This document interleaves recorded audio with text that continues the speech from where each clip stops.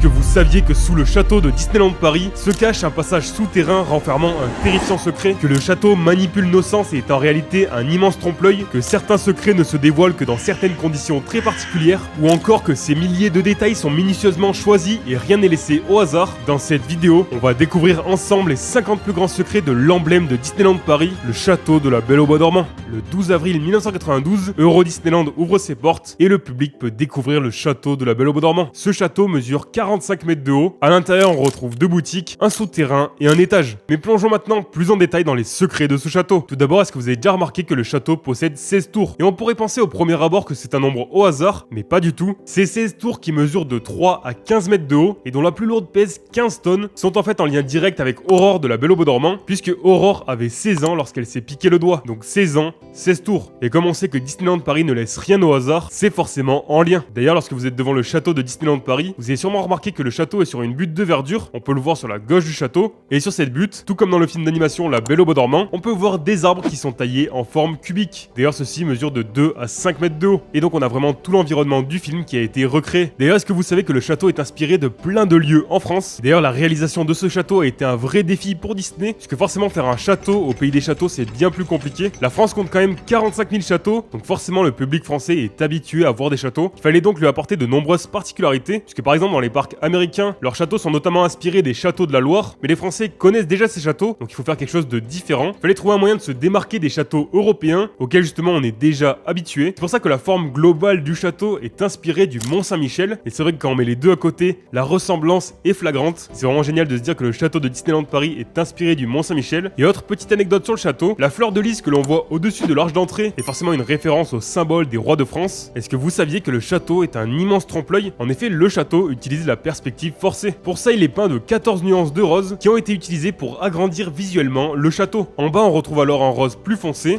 et plus on monte vers la cime, plus le rose est pâle, et ça donne cet aspect élancé du château, et ça le rend plus grand que ce qu'il ne l'est vraiment. Une fois la nuit tombée à Disneyland Paris, sur la plus haute des tours, si vous regardez bien ce vitrail, vous allez voir que celui-ci est toujours allumé. Et pourquoi celui-ci est toujours allumé? C'est en fait pour montrer que le roi est présent à l'intérieur. En fait, c'est une référence à l'histoire des châteaux de la Loire, puisqu'à l'époque, lorsque le roi était présent dans le château, un vitrail était éclairé pour annoncer sa présence. Et donc le vitrail en haut du château de Disneyland Paris est toujours allumé. Juste avant, on a parlé des 14 nuances de rose du château, mais est-ce que vous savez pourquoi le château est peint avec ce rose? Encore une fois, c'est pas du tout choisi au hasard, bien au contraire. En fait, la couleur rose pâle du château, elle a été choisie pour trancher avec le ciel souvent gris de la région parisienne, tout en reflétant au maximum la lumière. Et donc même lorsqu'il fait gris, le château est quand même toujours beau. D'ailleurs, vous avez sûrement remarqué que le château est rose et les tourelles sont bleues, et c'est en fait une référence à la bataille des fées dans La Belle au Bois dormant, qui se battent pour savoir si la robe de Aurore sera rose ou bleue. En restant à l'extérieur du château, est-ce que vous saviez qu'il est parfaitement orienté? En effet, dans tous les parcs Disney du monde, les châteaux sont toujours orientés de la même manière, c'est-à-dire orientés au nord. Et pourquoi ça? Tout simplement pour que le château ne soit jamais en contre-jour. Et oui, si vous allez à Disneyland Paris, vous n'aurez jamais le soleil derrière le château, ce qui permet de toujours avoir de belles photos. D'ailleurs, est-ce que vous avez déjà remarqué de tout petits détails sur le château? En effet, si vous regardez bien sur certaines tours, de loin vous allez voir deux petites boules en or, mais il s'agit en fait d'escargots en train de grimper les flèches dorées du château, et sont en référence à la gastronomie française, et notamment en hommage à la Bourgogne. Toujours en face du château, si vous regardez bien les premières tourelles à l'entrée, à leur sommet vous allez voir un fanion avec un dé, et ce dé est forcément là pour représenter Disney. Si vous vous amusez à observer les moindres détails à l'extérieur du château, en se déplaçant un peu autour du château, à un moment vous allez voir apparaître un très beau Mickey caché. Celui-ci se situe sur l'une des structures dorées sur les tours du château et qui est formée par ces petites boules. Si maintenant rapidement on se rend de l'autre côté du château, même de ce côté-là le château est magnifique, mais si vous ouvrez bien les yeux, vous avez peut-être déjà remarqué la présence d'un clocher. Celui-ci est situé au sommet du toit de la galerie de la Belle au Bois dormant. Et c'est vrai qu'il est là, assez visible, mais je suis presque sûr que beaucoup d'entre vous ne l'avaient jamais remarqué. Et c'est un détail qui est plutôt sympa à voir. Après avoir bien observé tous les secrets à l'extérieur du château, entrons maintenant à l'intérieur, et à peine après avoir passé l'entrée, si vous levez vos yeux, vous verrez deux magnifiques plafonds, et s'ils vous sont familiers, c'est normal, ils sont en fait inspirés de la Sainte-Chapelle à Paris. Et encore une fois, quand on met les deux à côté, c'est flagrant.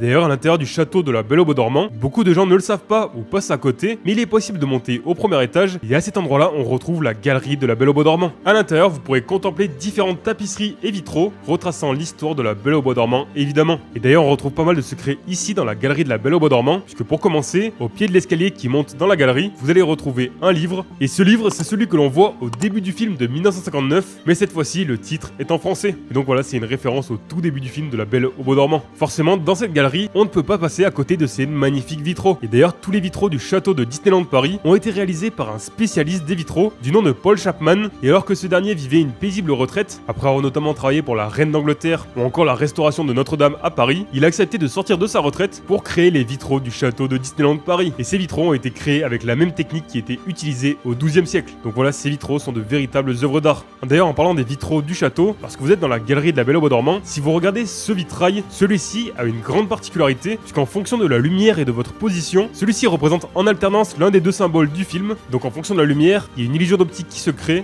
et donc soit on voit la rose, soit on voit les colombes. Des fois on voit un peu les deux en même temps, notamment sur les vidéos. Et forcément ces symboles sont en référence à la scène où les fées s'élèvent au-dessus du berceau pour offrir un don à Aurore. La rose serait donc une référence au don de la beauté, et les deux colombes représentent le champ. Dans la galerie, lorsque vous arrivez face à cette cheminée, si vous regardez bien justement à l'intérieur de la cheminée, vous allez voir le rouet qui est en train de brûler. Toujours dans la galerie de la Belle au Bois dormant, lorsque vous arrivez face à cette tapisserie d'Aurore, restez devant et observez bien, car à certains moments, la tapisserie se met à scintiller, et donc faut bien s'y concentrer dessus, car en passant rapidement, on ne le voit pas. Après la tapisserie d'Aurore, vous allez tomber sur deux gardes, mais ceux-ci ne montent pas vraiment la garde, puisque si vous les regardez bien, vous verrez que ceux-ci sont en fait en train de dormir, et on entend même l'un des deux gardes qui est en train de ronfler. Et en fait, le petit détail de cette scène, c'est que derrière les gardes sur la tapisserie, on voit les trois fées qui endorment le royaume. Donc ça explique pourquoi les gardes se sont endormis. D'ailleurs, en restant concentré sur ces gardes, si vous les observez bien, vous verrez que l'un des gardes a une couleur plutôt rose, alors que l'autre garde a plutôt une armure au ton bleu. Des fois, c'est plus simple de le voir en prenant en photo les gardes avec un flash. Et c'est encore une référence à la bataille des fées dans la Belle au Bois dormant, lorsque celles-ci se battent sur la couleur de leur robe, qui sera rose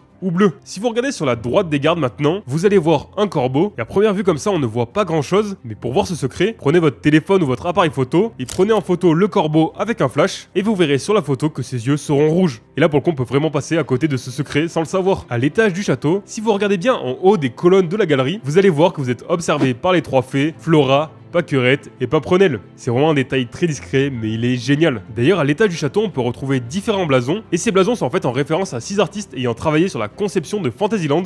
On peut retrouver en dessous de chacun des blasons des inscriptions en latin. Sur l'un des blasons, si on traduit, on peut lire Seigneur du Royaume, qui est donc en référence au directeur artistique du parc Disneyland et qui est le très célèbre Tony Baxter. Ou encore, si on en traduit un autre, on peut lire Seigneur du Land, qui est en référence au directeur artistique cette fois-ci de Fantasyland et qui dans ce cas-là est Tom Morris. D'ailleurs, autre petit détail à l'étage du château, je suis sûr que plein d'entre vous ne l'ont jamais vu, mais il est possible d'aller sur la terrasse du château au premier étage, directement depuis la galerie de la Belle au Bois dormant, et en arrivant sur cette terrasse, vous allez avoir une vue incroyable sur Fantasyland, de quoi faire de magnifiques photos et profiter au maximum de ce point de vue. Après avoir fait le tour des secrets de l'étage du château, redescendant au rez-de-chaussée, à ce rez-de-chaussée on retrouve deux boutiques, et est-ce que vous saviez que dans l'une des boutiques, c'est Noël toute l'année? En effet, si vous dirigez dans la boutique du château, vous retrouverez des décorations de Noël toute l'année. Et donc pour les plus grands fans de Noël, c'est le paradis. Donc voilà, si vous allez cet été à Disneyland Paris, vous pourrez acheter vos plus belles boules de Noël en plein mois d'août. En face de la boutique du château, on retrouve la boutique de Merlin. Entrez donc à l'intérieur de cette boutique, et ici vous allez découvrir le véritable bazar de Merlin l'Enchanteur. Vous allez pouvoir voir plein de détails, et notamment au plafond, un prototype de la machine volante de Léonard de Vinci. Vraiment, baladez-vous à l'intérieur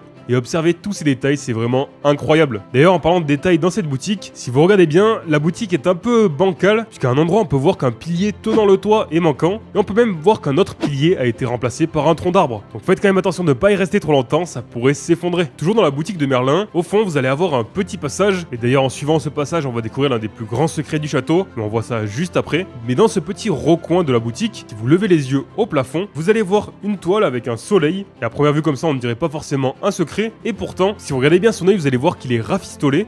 Et c'est en fait une référence à un film culte, Le Voyage dans la Lune de Georges Méliès, et notamment à l'une de ses scènes les plus cultes, lorsque la Lune reçoit un projectile dans l'œil. Et forcément, on fait directement le lien avec le roman de Jules Verne de la Terre à la Lune, et qui fait un lien direct avec la première version de Space Mountain, qui a ouvert en 1995, et qui était nommé Space Mountain de la Terre à la Lune, lui-même inspiré du roman de Jules Verne de la Terre à la Lune, qui a inspiré le film Le Voyage dans la Lune de Georges Méliès. Et donc voilà, tout ça pour dire que dans la boutique de Merlin, en levant les yeux, on voit une très belle référence à la Lune de Méliès. Est-ce que vous saviez que sous le château se cache une immense créature? En effet, sous le château de Disneyland Paris se cache un immense dragon. Plongez donc à l'intérieur de la tanière du dragon, dans cet endroit humide et dans la pénombre, où il est assez difficile de se repérer, vous allez tomber face à l'un des plus grands audio-animatroniques du monde. En effet, celui-ci fait 27 mètres de long et pèse environ 3,5 tonnes. D'ailleurs, à l'ouverture de Disneyland Paris en 1992, c'était le plus grand audio animatronique du monde. Et d'ailleurs, lorsque vous l'observez, faites attention de ne pas faire trop de bruit, car à certains moments, celui-ci se réveille et montrera sa colère aux visiteurs présents à ce moment-là. Et vous vous demandez peut-être qui est ce dragon. Et pour ça, il y a deux théories. Certains pensent qu'il s'agit de Maléfique, puisque déjà on est sous le château de la Belle au Bois dormant, donc forcément en lien direct avec Maléfique. Et en plus, à l'entrée, sur le panneau de la tanière du dragon, on voit deux cornes ressemblant à celles de Maléfique, mais il semblerait plus logique que ce soit le dragon de Merlin, notamment parce qu'on se situe juste sous la boutique de Merlin. Et en plus, si on observe bien le dragon, il semblerait qu'il ne soit plus vraiment attaché, puisque son attache au niveau du cou est cassée. Donc celui-ci se cacherait ici par volonté, il ne serait pas vraiment emprisonné. Dans ce cas-là, il semble peu probable que Maléfique reste ici tranquillement, sans s'échapper, donc plutôt que ce soit l'animal domestique de Merlin. D'ailleurs, autre petit secret, mais pour accéder à la tanière du dragon, il n'y a non pas un, ni deux, ni trois, mais 4 passages différents. Et ça, pour le coup, peu de gens le savent. Déjà, comme on l'a vu, on a l'accès depuis la boutique de Merlin. Au fond de la boutique, on a un petit escalier qui descend dans la tanière du dragon. Depuis l'extérieur, quand on est en face du château, en bas à gauche du château, on peut retrouver aussi un petit passage, justement là avec le panneau la tanière du dragon. Vous allez donc retrouver un petit passage longeant le château et entrant donc dans la tanière du dragon. Vous avez aussi une entrée du côté de Fantasyland, juste à côté de la boutique la chaumière des 7 nains. Et le 4e passage qui lui est vraiment peu connu et il n'est pas forcément toujours ouvert. Mais lorsque vous êtes à l'intérieur du château, si vous allez sur votre droite, vous allez suivre un petit passage couvert et vous allez retrouver un petit passage qui passe sous le pont du château de la Belle au Bois dormant. Et en passant sous ce pont, vous allez finalement vous retrouver dans la tanière du dragon. Donc lui, il est assez peu connu, pas toujours ouvert. Et s'il est ouvert, n'hésitez pas à y aller. C'est assez marrant de passer justement sous le pont du château. Autre petite anecdote concernant le château, mais celui-ci a connu différentes transformations durant les anniversaires du parc. Par exemple, pour le premier anniversaire en 1993, le château a été habillé en gâteau géant. Pour le 5e anniversaire du parc, donc en 1997, le château est habillé aux couleurs de la fête des fous. Pour le 10e anniversaire, donc en 2002, on pouvait voir sur le château un grand parchemin avec écrit 10, donc pour les 10 ans du parc. Pour le 15e anniversaire de Disneyland Paris, 15 statues de personnages Disney ont été installées sur le château. Et pour le 20e anniversaire, le château voit arriver l'incroyable spectacle Disney Dreams, qui était vraiment une première mondiale à l'époque, notamment avec des projections vraiment bluffantes. Donc le château a connu plusieurs costumes. Saviez-vous que le château de Disneyland Paris a connu une première mondiale dans les parcs Disney? En effet, c'est le premier château Disney dans le monde à avoir accueilli un spectacle de drone au-dessus de lui, avec l'arrivée pour les 30 ans du parc en 2022 de l'incroyable spectacle Disney Delight. Et là, ça a été une première mondiale dans les parcs Disney, et vraiment, ça a été un spectacle incroyable à découvrir pour la première fois. C'était vraiment fou de voir tous ces drones illuminer le ciel de Disneyland Paris. Petit à petit, ça devient de plus en plus la norme. Aujourd'hui, on a l'incroyable spectacle Disney Electrical Sky Parade qui se déroule tous les soirs à Disneyland Paris. Et donc voilà, ça a été le premier château Disney dans le monde à avoir ça. Et au final, c'est en train d'être décliné dans tous les parcs Disney à travers le monde. Je ne sais pas si vous vous souvenez, mais en 2021, le château a connu une énorme rénovation. Cette rénovation a duré 11 mois. Elle a demandé 50 000 heures de travail. Et il y a plus de 40 000 feuilles d'or qui ont été posées à la main. C'était vraiment une rénovation titanesque, digne de la rénovation d'un monument historique. Et pour cette occasion, il y avait une grande particularité. Et si vous êtes allé à Disneyland Paris à ce moment-là, vous vous en rappelez très bien, puisque le château était entièrement recouvert d'une bâche géante. Et sur cette bâche, vous pouvez voir une photo du château. Et c'était vraiment très particulier. Et tous ceux qui l'ont vu comme ça s'en rappellent forcément. Autre petite anecdote plutôt marrante sur le château, les travaux pour Euro Disneyland se sont terminés tellement peu de temps avant l'ouverture du parc, le 12 avril 1992, que si vous regardez bien cette mythique pub qui était diffusée à la télé pour promouvoir l'ouverture d'Euro Disneyland en 1992, sur cette pub, on peut voir que le château n'est pas du tout celui de Disneyland Paris. Je vous mets deux images à côté, le château de la pub et le château de Disneyland Paris aujourd'hui, et vous allez voir que c'est pas du tout le même château, puisqu'en réalité, cette pub n'a pas été tournée à Disneyland Paris, mais elle a été tournée dans le parc Magic Kingdom à Walt Disney World en Floride. Donc c'est vraiment marrant de voir cette pub qui ne représente pas du tout le château de Disneyland Paris. Les travaux devaient être beaucoup trop en retard pour faire une pub à l'intérieur, donc ils ont décidé de faire ça aux États-Unis, puisque le parc est grandement similaire, mais il y a quand même des différences majeures, comme par exemple le château qui n'est pas du tout le même. Dans cette pub, on peut aussi voir un manoir hanté, qui ne ressemble donc pas du tout à Phantom Manor, donc le manoir hanté de Disneyland Paris, puisqu'en fait il s'agit de Haunted Mansion, donc toujours pareil en Floride aux États-Unis, dans le parc Magic Kingdom. Donc voilà, c'est marrant de voir cette pub de Euro Disneyland qui n'a pas été tournée à Euro Disneyland. Revenons dans le château. Justement, lorsque vous êtes à l'intérieur du château et que vous en sortez, si vous vous dirigez sur votre droite, vous allez voir un petit chemin couvert, comme on l'a vu tout à l'heure, et en descendant ce chemin, vous allez tomber sur le puits du château. Et c'est un endroit qui est vraiment très peu connu à Disneyland Paris. Bon, il n'est pas toujours ouvert, mais lorsqu'il est ouvert, n'hésitez pas à y aller. Déjà, c'est un endroit super joli, et en plus, si vous voulez faire de belles photos du château, c'est parfait. Ça fait un angle un peu nouveau qui change de la fameuse photo devant le château. Et en plus, si vous voulez vous prendre en photo à cet endroit-là, c'est parfait, qu'il n'y a jamais personne ici, contrairement à devant le château où il y a toujours du monde. Donc vous pourrez faire une jolie composition avec le puits et le château en fond. D'ailleurs, dans ce puits, si vous tendez l'oreille, il paraîtrait qu'on peut entendre chanter Blanche-Neige. Dans la continuité du château sur sa droite, on va se retrouver face à l'entrée de Fantasyland. Vous ne vous êtes jamais demandé qu'il y avait quelque chose de bizarre, comme une impression qu'il manque quelque chose? Eh bien en effet, à l'ouverture de Disneyland Paris, entre ces deux tours, on avait une arche avec écrit Fantasyland. Et alors pourquoi cette arche a été été enlevée, tout simplement parce qu'en 1999, la parade Disney Imagination est arrivée sur le parc et celle-ci proposait des chars immenses et malheureusement les chars ne passaient pas sous cette arche, du coup elle a été détruite. On va se rapprocher à nouveau du château parce qu'on s'en est un peu éloigné. Lorsque vous avez traversé le château, vous arrivez à Fantasyland et ici vous avez déjà forcément fait attention, vous vous retrouvez face à l'épée légendaire d'Arthur, peut-être même que vous avez déjà essayé de l'enlever, malheureusement c'est quasiment impossible puisqu'en fait cette épée est maintenue par un aimant géant qui est donc au fond de cette enclume. Il est arrivé certaines fois que l'aimant soit démagnétisé et du coup certaines personnes ont pu enlever l'épée, mais contrairement à ce qui se dit, si un jour vous arrivez à enlever l'épée, vous n'aurez pas de passe à vie pour Disneyland Paris. Vous aurez simplement la fierté de l'avoir enlevée et c'est déjà pas mal. D'ailleurs en sortant du château dans Fantasyland, saviez-vous qu'il est possible de visiter la petite maisonnette dans laquelle les trois fées cachent Aurore? En effet, pour ça il suffit de se diriger vers la confiserie des trois fées et en entrant à l'intérieur vous allez plonger véritablement dans le film,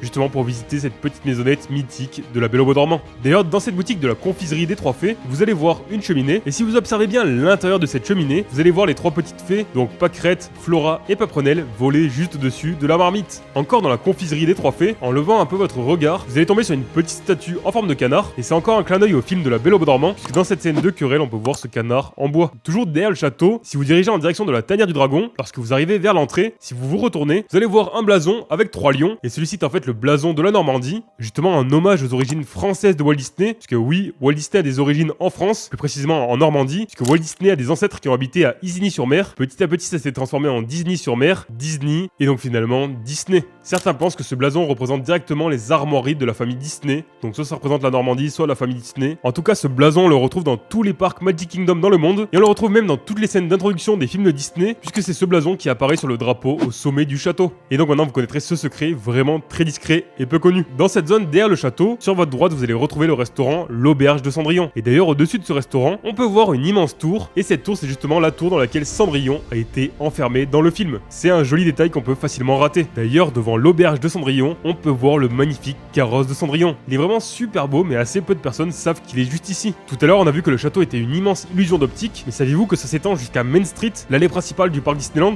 En effet, lorsque vous êtes à l'entrée du parc et que vous regardez le château au loin, avec une technique de perspective forcée, on a vraiment l'impression que le château se trouve loin, vraiment loin de nous. Alors qu'à l'inverse, lorsque vous êtes vers le château, si vous regardez en direction de Main Street, vous aurez l'impression que la sortie se trouve plutôt proche. Et donc c'est un jeu de perspective qui joue sur nos sens, et donc ça montre que Disneyland Paris s'amuse à jouer avec nos sens. Enfin, dernière petite anecdote, est-ce que vous savez combien de photos sont prises par jour devant le château? Alors évidemment, il n'y a aucun chiffre officiel, quasiment impossible d'avoir un nombre exact, mais on peut le calculer assez facilement, puisque si on prend l'année 2022, Disneyland Paris a accueilli 10 millions de visiteurs, ce qui donne environ 27 500 personnes par jour. Donc si on arrondit un peu, il y a 30 000 photos qui sont faites devant le château de la Belle au Bois dormant à Disneyland Paris par jour. Parce que forcément, quand on va à Disneyland Paris, on fait au minimum une photo devant le château. Et même si on est plusieurs dans la famille, 4 ou 5, il y aura quand même 4 ou 5 photos devant le château. Parce que dans tous les cas, on fait pas une seule photo devant le château. On en fait au moins quelques-unes pour être sûr d'en avoir une bonne. Et vu que tout le monde fait une photo devant le château, obligatoirement, même les plus grands fans font au moins une photo du château en arrivant. Seulement, à chaque fois que je vais à Disney, j'en fais une. Donc au final, c'est pas un chiffre très précis. Et c'est assez marrant de se dire qu'il y a au moins 30 000 photos du château qui sont faites par jour. Voilà les 50 plus grands secrets sur le château de Disneyland Paris. J'espère que cette vidéo vous aura plu. N'hésitez pas à me dire en commentaire quelle attraction vous voudriez avoir dans cette série des secrets sur Disneyland Paris. Il y a quelques jours, on a fait la vidéo sur les 30 plus grands secrets de l'attraction Ratatouille à Disneyland Paris. N'hésitez pas à aller la voir dès maintenant. Et d'ailleurs, cette année, on vise ensemble les 100 000 abonnés sur cette chaîne. Donc vraiment, n'oubliez pas de vous abonner et d'activer la cloche pour ne rater aucune de mes prochaines vidéos. C'est complètement gratuit et ça me soutient énormément. D'ailleurs, si la vidéo vous a plu, n'hésitez pas à laisser un petit pouce bleu et un commentaire. Ça me fait toujours trop plaisir de pouvoir vous lire. Mais en attendant, je vous dis à vendredi prochain pour une nouvelle vidéo. C'était Yves Velou.